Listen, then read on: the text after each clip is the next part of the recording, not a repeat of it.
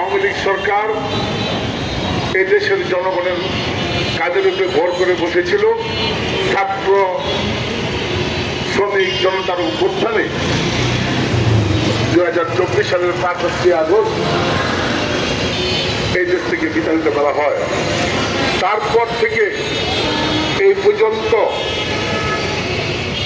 7 তারিখে যে অন্তর্বর্তীকালীন সরকার ক্ষমতা আসলো, সে থেকে শুরু করে গত মাসে নোয়াখালীতে একজন নারী সেখানে দূষিত হয়, তার পরিবার বিচার এখন পর্যন্ত পাচ্ছে না। রাজধানীতে রেস্টুরেন্টে সেখানে নির্যাতিত হয়, তার বিচার পাচ্ছে না।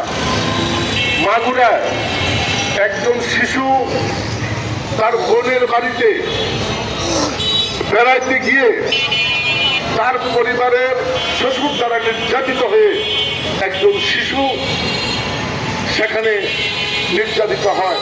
বর্তমানে সে হাসপাতালে ভর্তি আছে। এই যে চিত্র, প্রতিনিয়ত এই চিত্র ফুটে উঠছে, এটা কিসের আলামত? নারীদের বিরুদ্ধে বৈষম্য, নারীদের বিরুদ্ধে সেখানে তিরস্কারমূলক বক্তব্য, নারীদের বিদ্বেষীমূলক বক্তব্য, মন্দির ভাঙচুর, মব সন্ত্রাস কারা করছে?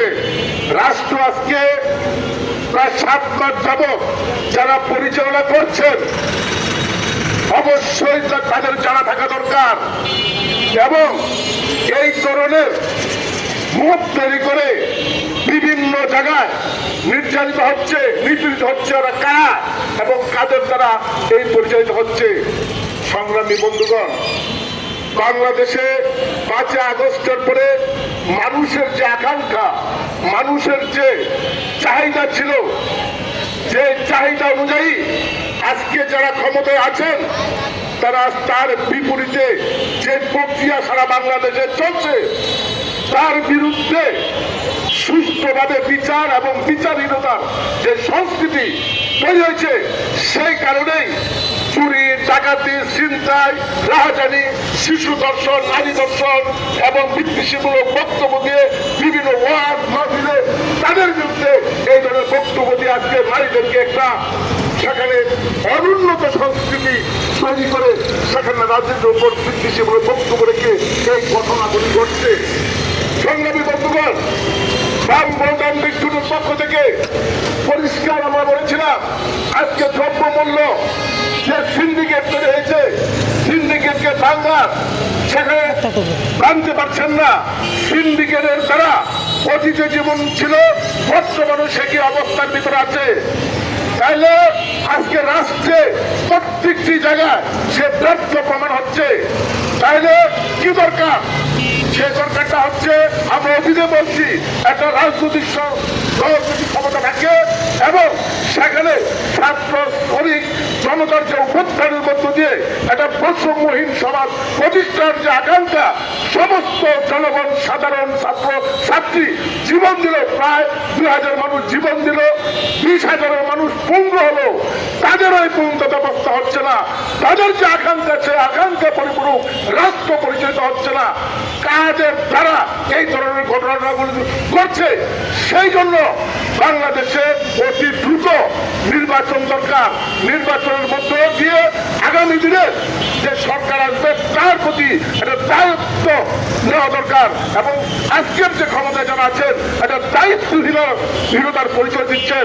সেখানে প্রশাসন নির্বিকার, প্রশাসন সে জায়গায় এই ধরনের যে ঘটনা ঘটছে সেই জায়গায় প্রশাসন হচ্ছে ভঙ্গুর অবস্থায় পরিণত হচ্ছে।